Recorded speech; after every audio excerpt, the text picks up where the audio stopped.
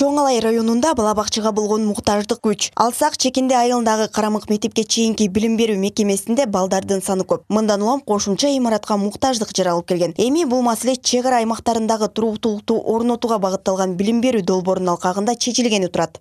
Бакчабызда 3 группа окуйбуз. Ал эми 3-чү группабыз болсо 2 группа уктагандан кийин ошондо 2 саатка келип окуп кетишет.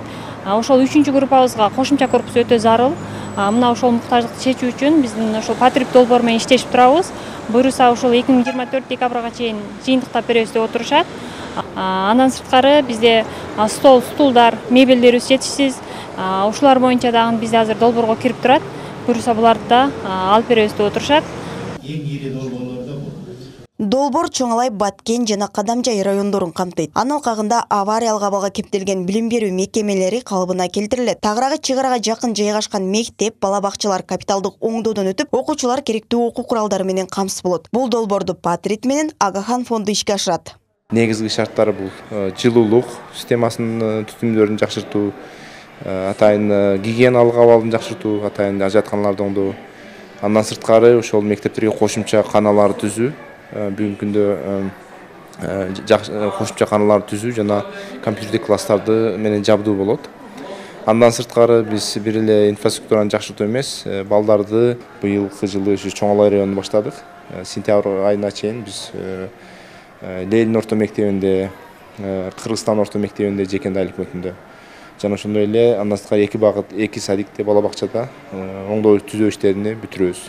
Ал эми Баткен районунда, Баткен областында, Баткен району жана Кадамжай райондорунда, быйыл Кадамжай районундагы Үч Коргон айыл өкмөтүндө ошол мектептин атайын жылуулук системасын жакшыртуу жана компьютер класстары менен камсыздоо боюнча иш алып барабыз. Учурда Баткен районунда эскилиги жеткен билим уяларынын калыбына келтирүү үчүн керектүү документтер даярдалып жатат. Жергиликтүү бийлик өкүлдөрүнүн айтымында жалпысынан 6 билим берүү мекемеси тандап, оңдоп түзөөдөн өткөрүү пландалууда.